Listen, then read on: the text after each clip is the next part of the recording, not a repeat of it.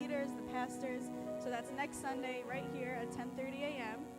Secondly, this Saturday, September 24th at 2 p.m., there's going to be prayer and evangelism at the Staten Island Mall. So you can sign up and see Pastor Joe, who's just up here for that. Our Everyone Eats food distribution will be going on October 6th. That's the next one. But keep updated on Facebook and social media to know when we're doing that, or if you know people that want to volunteer as well. Yeah, and if you need anything like housewares, food, different items, you can see Pastor Melissa. The office is open during the week. We have a whole little shopping area on Newdorf Plaza for that. We have our women's breakfast on Saturday, October 22nd, which is exciting. Woo! All right, I guess I'm the only one awake. So you can see Pastor Melissa if you want to be a part of that. And then we have a men's breakfast on October 8th for the men as well. And lastly, we have our youth ministry meeting this Friday that we'll send you the updates for. And yeah. All right, get ready for the word. And we're going to dismiss the kids to Kids Church.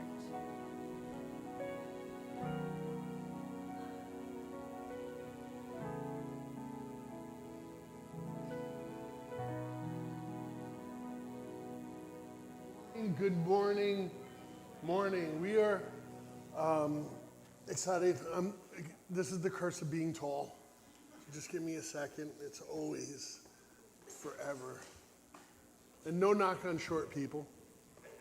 Jesus loves short people too. Although I'm convinced Jesus was nice and tall. But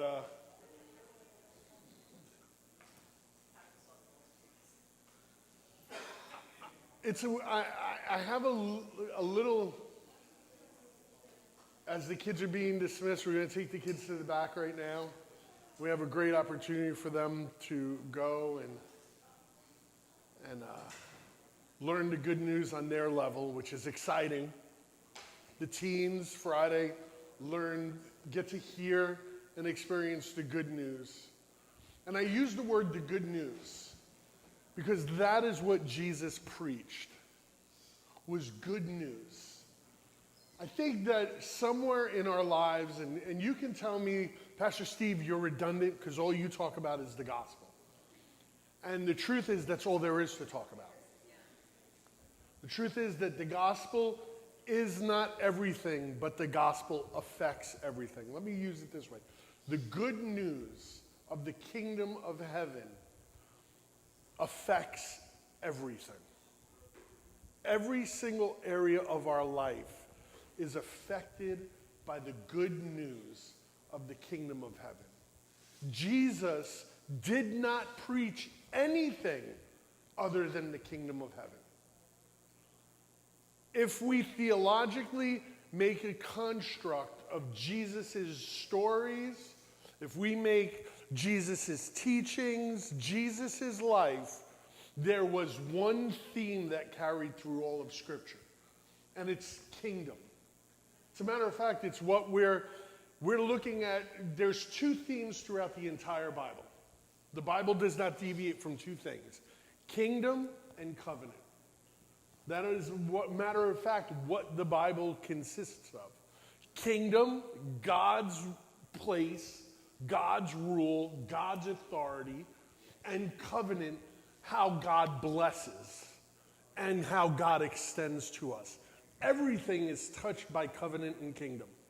No theological concept or any thought of God regarding the Bible, regarding anything, cannot be separated from kingdom and covenant.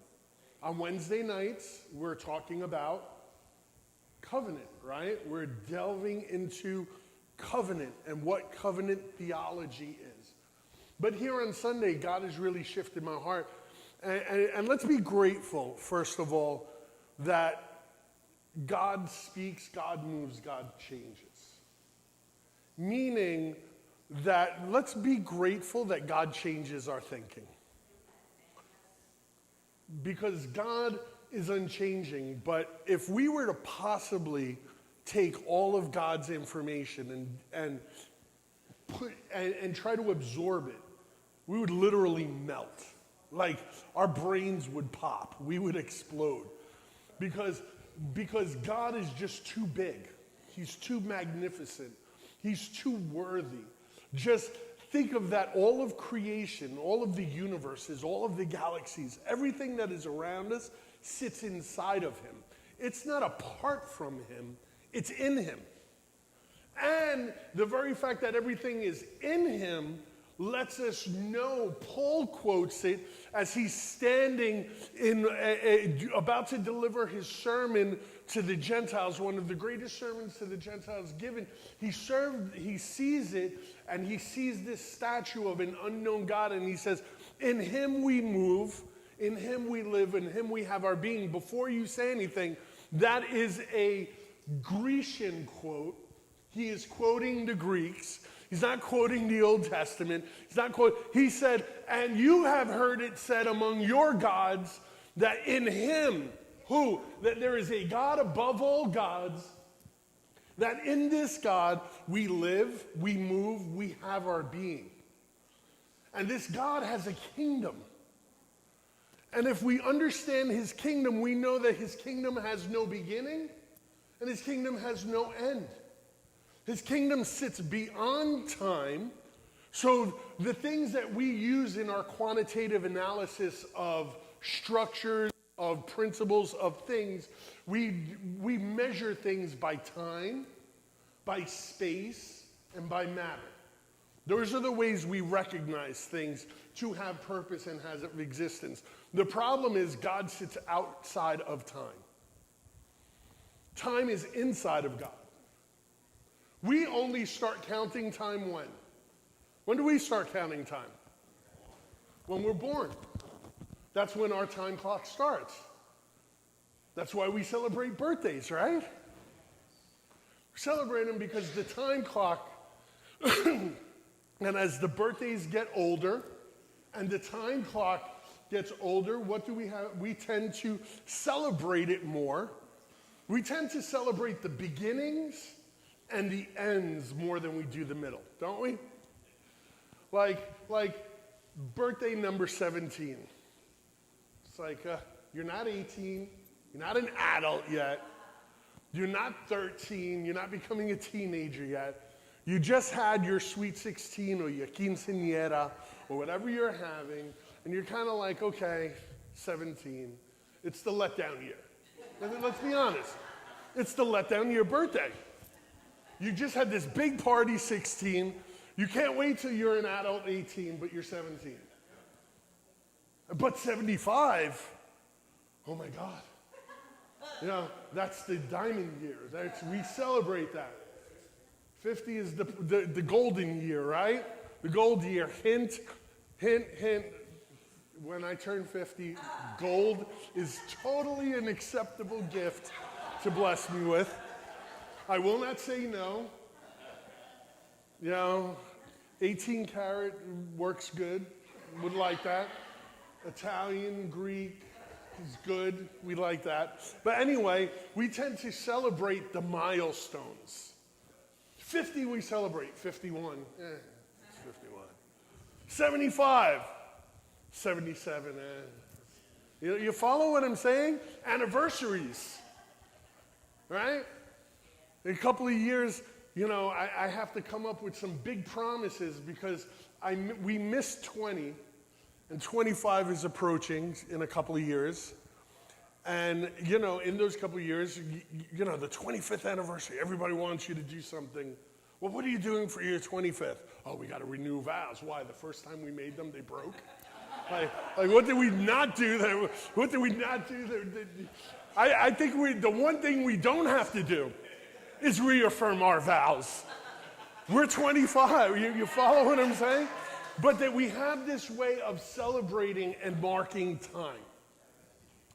We have a way of marking space and territory. And we look at it, but space, as much as we're discovering, did you see that NASA discovered a black hole and they were able to microphone a black hole and the sounds that were coming from the black hole as it just sucked existence into it. And we go, wow, but a black hole is part of something that has no matter, has no space, that's absorbing it to fill it in, yet that sits inside of God. What I'm saying is, as humans, the constructs that we use to measure, God sits outside of all of that. God's not measurable by our standards. Because God's not measurable by our standards, how God looks at humanity and existence is not measured by how we look at humanity and existence. We see things from a totally different perspective than God sees things. And if you will, these next 9 weeks until we get to Advent, do you believe it's 9 weeks from Advent? These next 9 weeks, we're going to go on a journey, and I really want you to go on a journey. This was not my plan. This was my plan for next year. Some of you saw my library. I had the Justice of Jesus, Jesus through the lens of the Beatitudes, Social Constructs, Deconstructing Art, all these books about Jesus' kingdom and Jesus' viewpoint. The problem is when you start reading them and you start learning, you can't put off what God puts on you. And I'm only as good or I'm only as attentive and reflective as what I'm studying and what I'm putting in. You know, I've preached my first, I don't remember how many years, I got to do the math, but I preached my first sermon at 16, which goes to say that was a long, long, long time ago in a galaxy far, far away. We decided to read a rebellion and decided, and having done that, woe to you guys if the sermon, and I remember the sermon that I preached at 16. You remember your first sermon, Pastor Joe? Melissa? My first sermons were the 3 R's of revival. And it was like resurrection, restoration, and I don't even remember. But woe to you guys if here I am standing in front of you guys, and some 30 years later, I'm preaching the same sermon I preached as my first sermon. And I'm like, this is a good go-to message. It's a horrible. I looked at the notes of my first sermon, I was like, what the heck did I know? But I stood up there at 16, and I preached, and I thought I preached for like 2 hours and stepped off, and it was like 11 minutes. It was like 11 minutes, and everybody was like, and everybody's just looking at me like, now what? And I'm like, amen. And I came from a Pentecostal background, so nobody knew what to do with church ending early. They're like, wait, we have more time? I don't know. What do we start doing? Laying hands on people? Speaking in tongues? What do we do? Break up the dance team. Break out the flags. We got to do something. We don't know what's going on. But what happens is that God doesn't change. We are the ones who change. And as we start to move closer and closer to God, our lives should reflect that, meaning that what you were and what you look like yesterday, you should not look like today. If your thoughts on God are the same thoughts that you had yesterday, that you have today, then you've not grown and experienced God. The psalmist writes, he says, taste and see that the Lord is good, that there are opportunities every day for us to tap into this goodness of God. And what does God's goodness look like when it's poured out on my life? What does it look like for God to actually step into my life and start to redesign it so it looks like His? Well, if you have your Bibles, we're going to be bouncing between Matthew and Luke. And the reason why we're going to be bouncing between Matthew and Luke these next 9 weeks is because we're going to be looking at His Sermon on the Mount and His Sermon on the Plain. Both of them start with Beatitudes. Now, I've made the common misconception, as many a theologian has, that these Beatitudes, I used to use these when I was a youth pastor. We used to call them mountain climbing. And we'd start at the base and say, the base is blessed are the poor. And as you come up to travel this mountain, each blessing is a level on this mountain. And there were references and stuff like that that supported that. My problem was that I was narrowing my scope and my field of vision to only what I agreed with. But I realized that these aren't stepping stones. This is the reflection of what God's kingdom looks like when it's active in the lives of people. The word beatitude is not the attitude you should have. That's what we used to think. It's the beatitude. Your attitude, it's there. And that's stupid because we don't understand Greek or Hebrew or understand that the word beatitude means benediction or blessing. And it would be common in Jesus' time for every priest to give his people a blessing. Matter of fact, it was conditional. God told Aaron to do that. He said, when you stand before the people, now we love Aaron's blessing. We sing it. We don't sing it maybe as good as Cariobe and Elevation. Lord bless you and keep you, your children, and everybody's like, oh. But really, it was the priestly blessing that would be handed down, and it wasn't uncommon for priests to bless. A matter of fact, it was necessary for priests to bless their people because what they were showing is that they were a conduit or they were a voice of God affirming them how God sees them. The blessing that you have is a confirmation of how God sees you.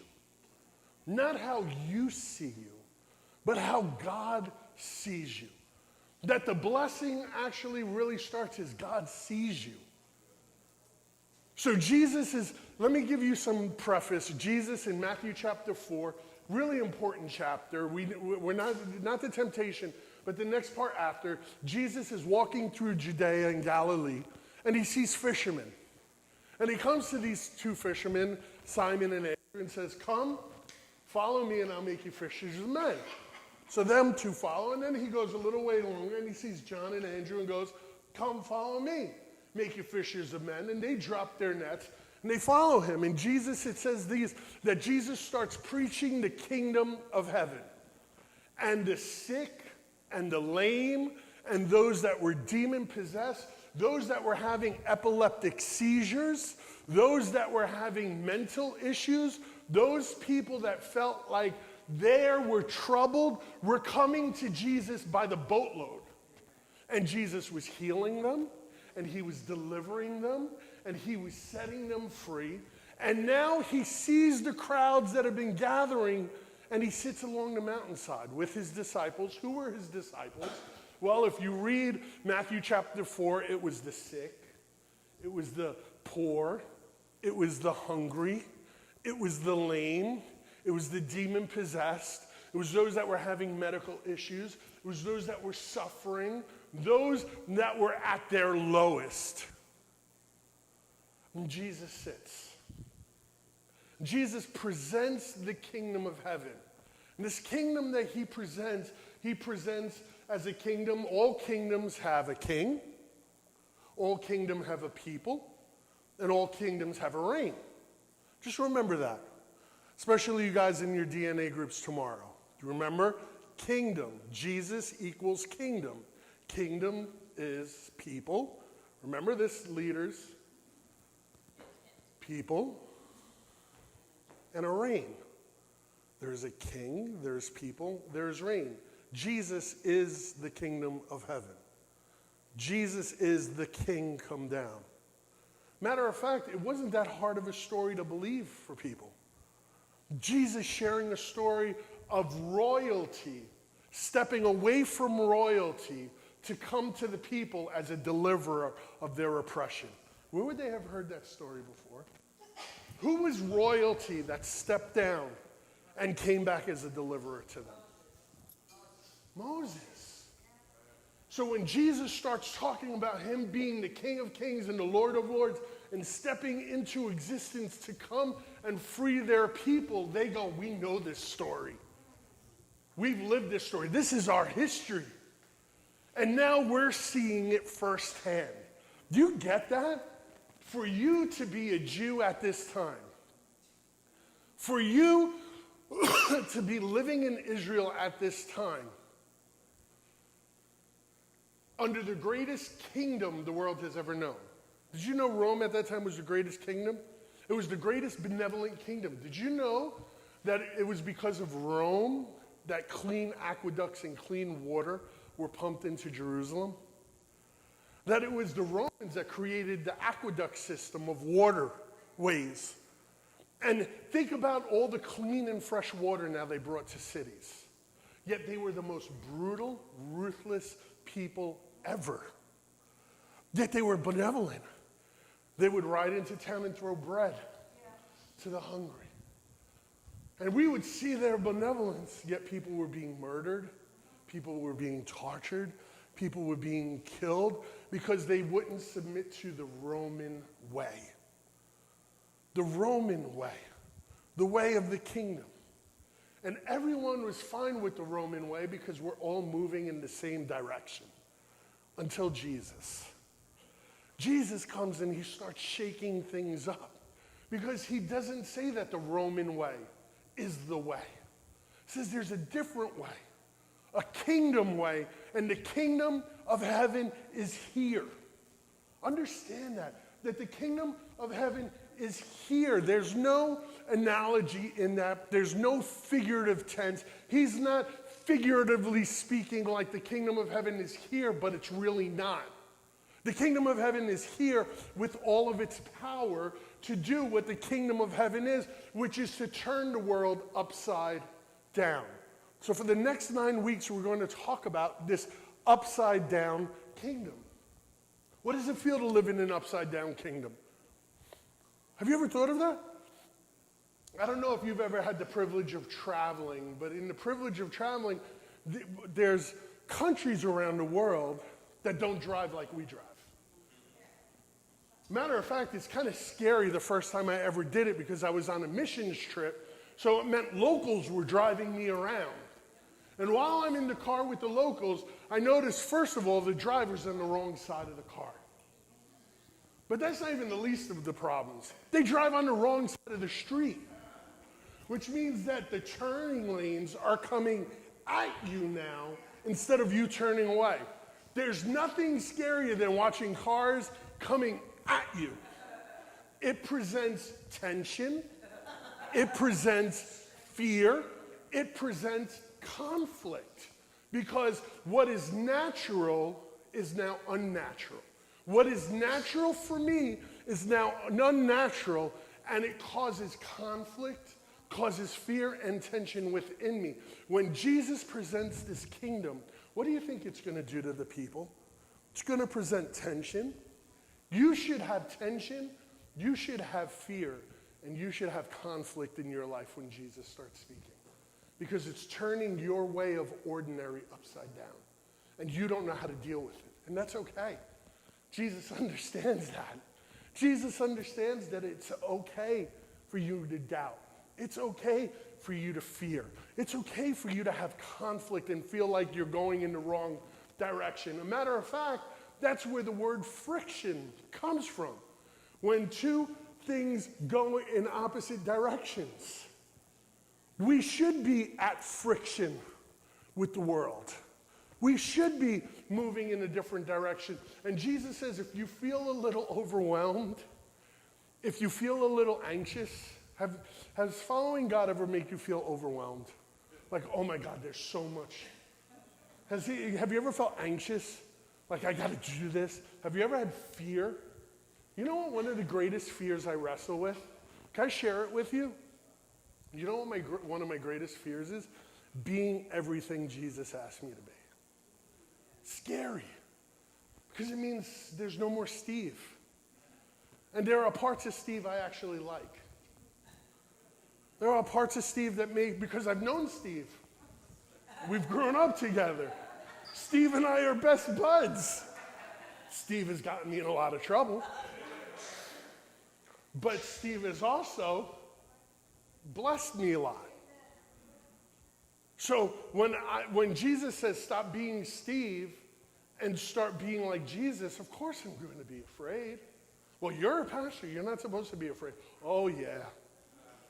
I'm afraid because if Jesus does what Jesus really wants to do, it means my world gets turned upside down. Am I ready for every part of my life to be turned upside down? And I say yes, but there are parts that I'm holding on to. One of the greatest moves I've ever had to make, and I want you to understand this, I had to deal recently with sports this week. My son thought it was hysterical. I looked at my son, Steve, and I go, I'm not a Cowboys fan no more. Now, it has nothing to do with their status on the field. It has to do with the emotions attached to it. My day, even if it's 5 minutes after they lose, my day is affected. Why? What does it matter?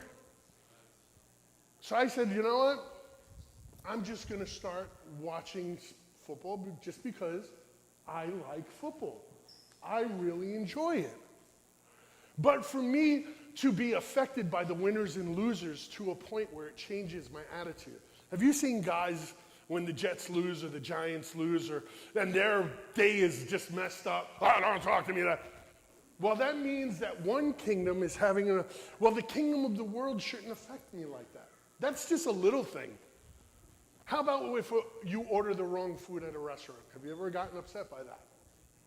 You want them to get there, but you don't know what the server was under. You don't know if it was actually the server's mistake. You don't know if it was somebody else's. Yet you get upset at that person and take it out on them. And I'm reflecting all of these because as much as we say we are followers of Jesus, we live and enjoy the kingdom of this world. And Jesus turns around and his whole objective is to turn this world upside down. But he does it with a series of blessings. We Christians talk about people being blessed. How many of us have used the word blessed in our lives? How many use the word blessed when we refer to somebody? I want you to listen to these beatitudes, these blessings. Tell me how you feel about them. In my heart, I would consider, now these were what the Jews would understand as blessings. Ready? In my heart, I would consider 9 conditions to be blessed. And I'll name a 10th with my tongue. Blessed are people who are made glad by their children and who live to see the downfall of their enemies. Did you hear that? Let me start it over. In my heart, I would consider 9 conditions to being blessed. 10 blessings I will name. Blessed are people who are made glad by their children. It's a good blessing, right? Blessed are people who live to see the downfall of their enemies. Yes, that's right. They get to pay for everything they've done wrong to my life. Blessed are those who live with sensible wives. Right? Blessed are those who don't slip with their tongue. Blessed are those who haven't been a servant to one inferior to themselves. You're blessed when you don't have to serve someone beneath you. They serve you. You're blessed when you have servants. Blessed are those who has gained a good sense and who is passing this along to listening ears. Blessed are you when you listen to this and then you teach it to others. Blessed are those, or great is who finds wisdom. But blessed, no one does better than the one who fears the Lord. The fear of the Lord surpasses everything, and those who possess it are blessed. You're like, okay, I like these blessings. These are good. Family, children, wife. This was named by a rabbi, Jesus ben Sira, who is a rabbi, a very famous rabbi, 150 years before Jesus. He saw the great Maccabees rising up and them defeat powers at hand, and he was a teacher that many of the Jews would have followed. And this was his writings from the Apocrypha, from Shirah 25, verses 7 through 11. They would have heard this. This would have been preached to them. Blessed are you when you're on top. This was what every Jew, every rabbi, every person wanted to be. The head What did God say? You are the head, not the... We like that part of the Old Testament. Listen to what Jesus says. Jesus says, blessed are the poor in spirit, for the kingdom of heaven is theirs. Blessed are those who mourn, for they will be comforted. This is in Matthew 5. I told you to turn there, so we're there. Blessed are those who mourn, for they will be comforted. Blessed are the humble, for they will inherit the earth. Blessed are those who hunger and thirst after righteousness, for they will be filled. Blessed are the merciful, for they will be shown mercy. Blessed are the pure in heart, for they will see God. Blessed are the peacemakers, for they will be called sons of God. Blessed are those who are persecuted because of righteousness, for the kingdom of heaven is theirs. When we often come to the Beatitudes and see the list, we see it as a to-do list. Be poor in spirit. Be humbler. Be meeker. Be a peacemaker. Be those things. And we think that it's something to attain to, or we look at them as different types of people. They're poor in spirit. They're mourners. They're meek. What's meek? Who uses meek? When was the last time you used meek in a sentence? There are things that Jesus is saying that we just don't understand. But that's not what Jesus is saying. It's not what the scriptures say anywhere. The scriptures are not teaching us how to be these things. Jesus is turning around and saying, this is what the kingdom of heaven looks for. That if you want the kingdom of heaven, then I want you to understand something. God is near to you when you're poor. Now, before you say, do I have to sell everything? I want you to understand something. None of us were saved in our strength. Each and every one of us were saved when we were at our lowest point. It's not when we were at our highest that Jesus swept in and we go, oh, but Jesus, look how great I have it all. It was always when we were in our brokenness, whether it was in addiction or in poverty or in sexuality or in something we were doing that wasn't glorifying God. We turned around in our lives and said, I'm broken, I need a Savior. And that's when Jesus says, I'm closer than you think. You are blessed because the kingdom says that there is a blessing on your life when you are poor. Why? Because why is this? Notice the people that Jesus was attracting. Who were the people Jesus was attracting? You can read chapter 4, a little bit before. Yes, Pastor Melissa said, lame, sick. Who were the people who were attracted to Jesus? Fishermen. Who else? Demon possessed. What? Blind. These are the people that are being attracted to Jesus. Problem was, these were all the people that the blessings forgot. That Jesus is drawing all these people to him, and he's saying, you've been overlooked, you've been forgotten, but God sees you. The kingdom of heaven sees you because the kingdom of heaven is not about what you have. The kingdom of heaven is not about how good you are. That's why we can't look at these as stepping stones or accomplishments for our lives, because then we turn around and go, I could work for it. I could earn God's blessing. I could earn it. And we forget that there's nothing we can do for God's blessing. God blesses because he chooses to. God blessed Abram before Abram did anything. He said, I will bless you and I will make you great. Long before you left your family and did anything I asked you to do. God always blesses those who are seeking him. The question is this: what are we seeking after? What is it that we want? He says when you are done seeking, or better yet, if you can't find it, or better yet, if it's unattainable to you, if it's not in your social status or in your sphere of influence, if it's outside of you, Jesus is there. What you consider blessed and what God considers blessed are very different. How many of us consider ourselves blessed because we have good health? So what, you have cancer, you're not blessed? And the problem is, the blessing is not in our condition. Look what he says, blessed are the poor in spirit, for theirs is the kingdom of heaven. Not will be, it is already. Rejoice not because you're poor, but because you have a kingdom that makes up for your poverty. Because when you're rich, because Jesus will say in Luke, woe to you who are rich. Why? Because he says that one day, woe to you who are rich, because soon it's coming. The day is coming where you're not going to be rich no more. And then what? You're going to weep. Why does he say that? Because in the cosmic infinity of things, you might be wealthy now, but your money won't save you. And when it can't save you, you're going to realize how wretched you actually are.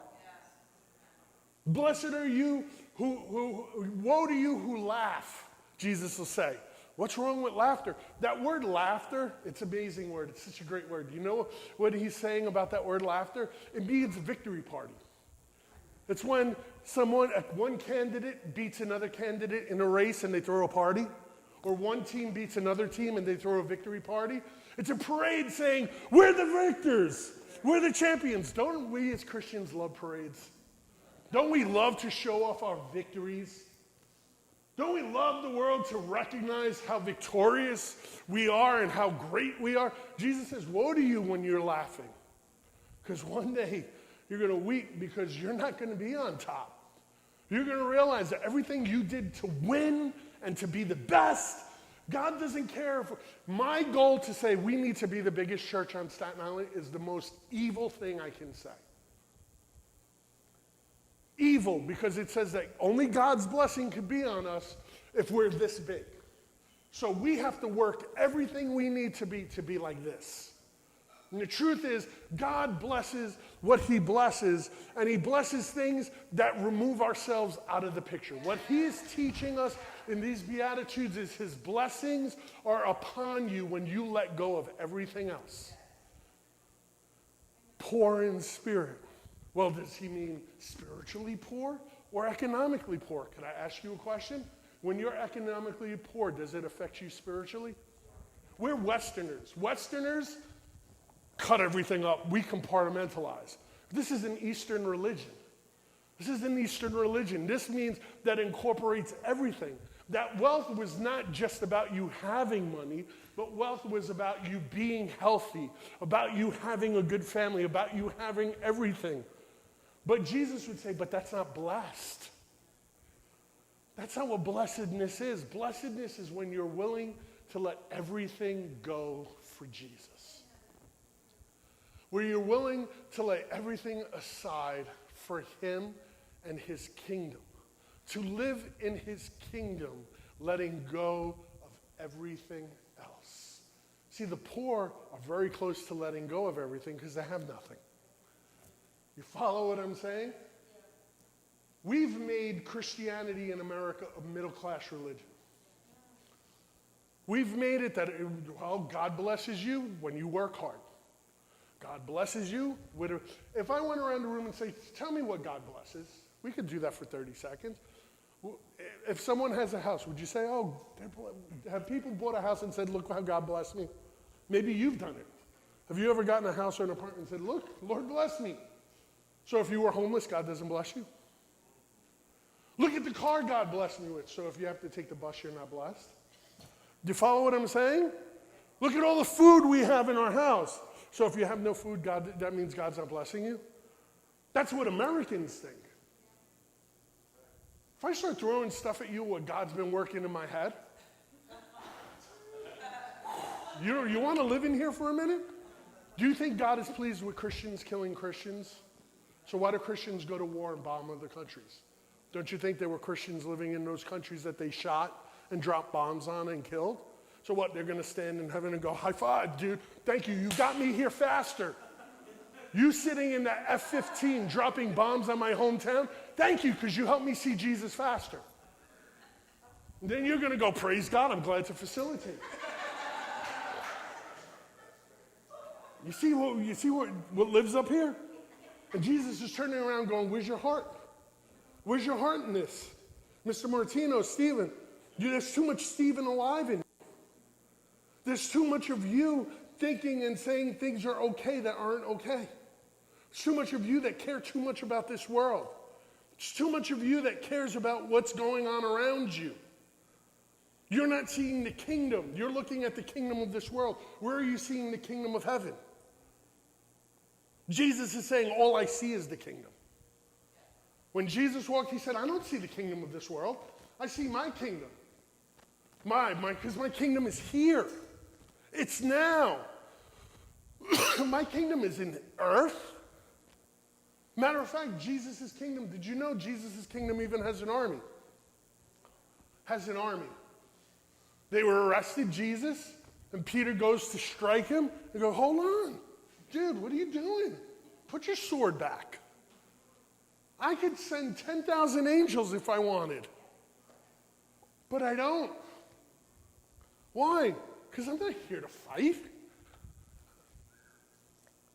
The kingdom of heaven is not the kingdom of this world that marches in and annihilates their enemies. Well, Pastor, what about Israel? Didn't Israel go to war? Israel was never commanded to go to war with people. Israel commanded to go to war with gods.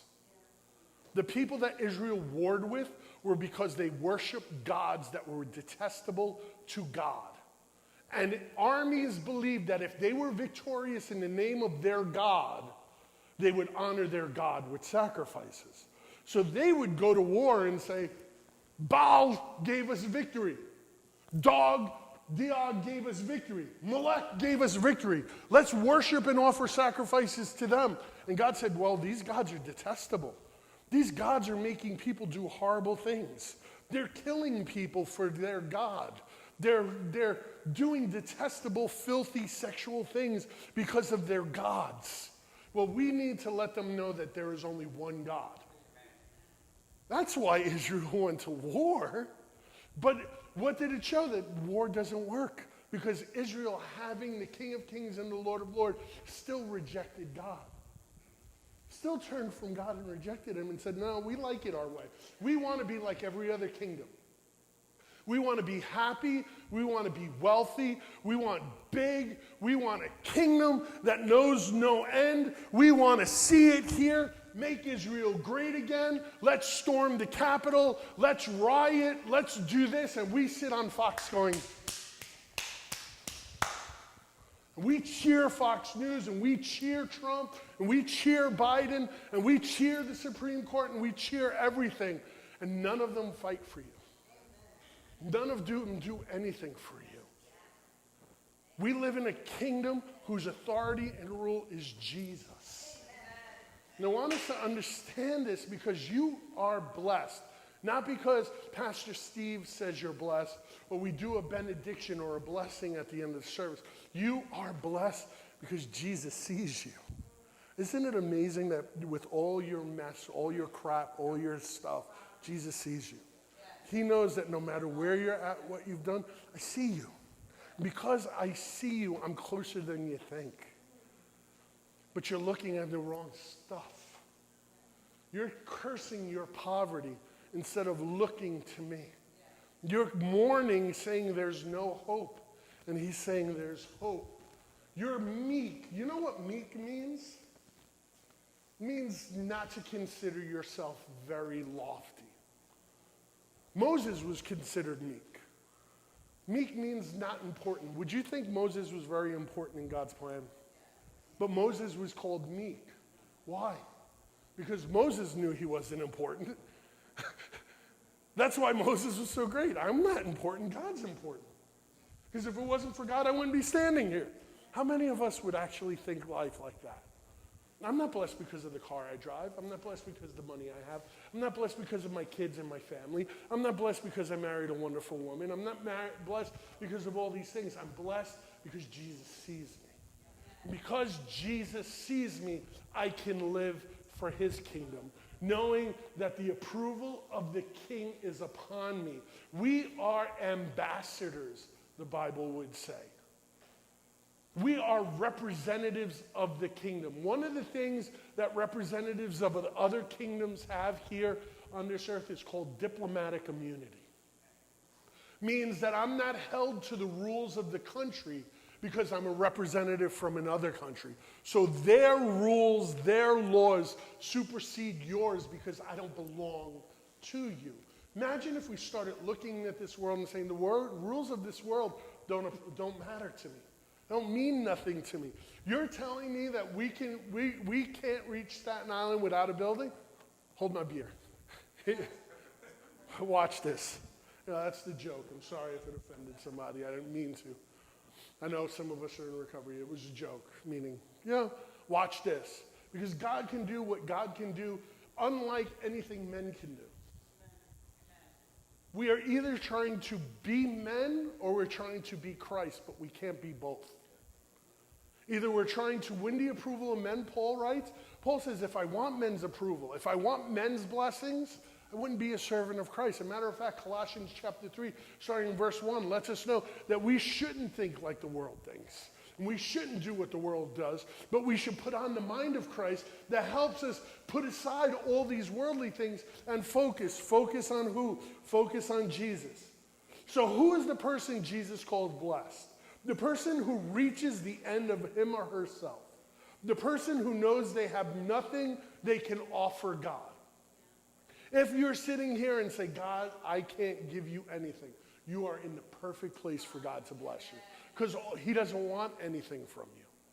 There's nothing you can do to win God's approval. Jesus is looking at these people who have been forgotten about, who have been punished by their position, by society. Have you ever noticed or felt like people have been punished by their position in society? How we punish the homeless. You know how we punish the homeless? Throw them in the shelter. They should be happy sleeping on the floor and in cots. At least they're warm. How about this? Jesus sees the people we don't. That's even more dangerous, is that Jesus sees the people we never see. How many times have we driven by homeless people or addicts? How about the person just standing on the bus stop on the corner and we just drive right by them? Did you know Jesus sees them? Do you? Are you kingdom enough to see someone on the corner and pull over your car and go, how are you? Could I pray for you? Could I come and say, I want to give you hope there's a new kingdom to a homeless person? Do we do it do we stand outside abortion clinics with our arms wide open to the girls who just had an abortion and say, we love you? Come here. There's a better, Jesus sees you. Jesus sees you. Do we say that to the addicts going in to get clean needles? Jesus sees you. Do we see it to the people going into the health clinic to pick up condoms and stuff like that? Jesus sees you. Do we say it to the alcoholic sitting outside of the liquor store? Jesus sees you. Do we see it to the person sitting on the corner of the bodega smoking a cigarette? Jesus sees you. These were the people Jesus saw. The people we walk by every single day of our lives. The people that we don't think. Jesus sees you sitting in a hospital room all by yourself for the last 6 months. Jesus sees you after your father just molested you and you're hiding in a closet. And you turn around and go, where is Jesus? Jesus sees them. Where are you? Do you see them? Does your heart hurt like Jesus' heart hurt? Or are you so caught up in this kingdom that you can't see his kingdom? Are you so worried about who's going to pay your bills that you can't even focus on what God wants to do in your life? Are you so holding on to possessions and houses and things because it makes you feel good? Are you holding on to the acclaim that your children are good with God or they're whatever? Parent, if you're struggling because your kids aren't where they should be, Jesus sees you. More importantly, Jesus sees them. You need to stop trying to make them and stop giving them rules and start letting them see the kingdom. The kingdom is not rules, live this way. The kingdom is you live in it. Jesus was teaching them about a kingdom. What does that mean? It means like when I travel to other countries and tell them about New York, you know what they say? Tell me about New York. What they're actually asking me is saying, teach me about New York. Teach me, because they'll say, are all New Yorkers rude? Right? Because they've heard things. Are all New Yorkers in a hurry? How big is the Freedom Tower? How big is the Empire State Building? Is it really that busy? So they want to be taught about the kingdom we come from. Jesus is turning around going, there are people that are looking for the kingdom. And those are the ones I've come for. I've come for the ones that are, we need to turn our vision upside down. We need to start seeing people where they are and how God sees them. So I was reading a commentary, and I'm going to start to close this. I was reading a commentary on Luke's comments regarding this, where Luke was writing the blessings and then he writes the woes. And in the commentary for the woe, in one of the commentaries it said, see Daniel chapter 5. So with my ADD, what did I do? Saw Daniel chapter 5. So I read Daniel chapter 5, and it's a very interesting story. It's the story of the king after Nebuchadnezzar. Nebuchadnezzar becomes king. This man, Belshazzar, becomes temporary king. His kingdom's about to fall to Darius. The Persians are about to destroy his kingdom. And instead of fighting and building up an army, he parties in God's temple. And as he's partying in God's temple, he brings his wives, the priests, and the concubines, which is really unusual because wives and concubines never, ever mixed. How would that go down at dinner? I'm with my wife, sitting next to my wife, and my concubine walks in. Where does that go? But they're partying, and they're partying it up. And all of a sudden, as they're partying it up, they bring out the stuff from God's temple and start using it. And all of a sudden, a finger appears on the wall, and it writes. And he goes, we need to know what this means. And he calls in Daniel, and Daniel comes in. And this is where the commentary said this, that you've been weighed, you've been measured, you've been found lacking. The writing is on the wall. Your kingdom is over. Well, when Jesus came to those people on the Beatitudes, sitting on the mountain, the context of that is saying the system of the world is over. The writing is on the wall. There is a new kingdom. There is a new reign. And it is here now. And it is here to replace everything that you thought was good and right, because now the kingdom's come. I loved that. That thought. The writing is on the wall. The writing is on the wall. For each and every one of us, the writing is on the wall. Jesus is looking, and Jesus is saying, you're blessed.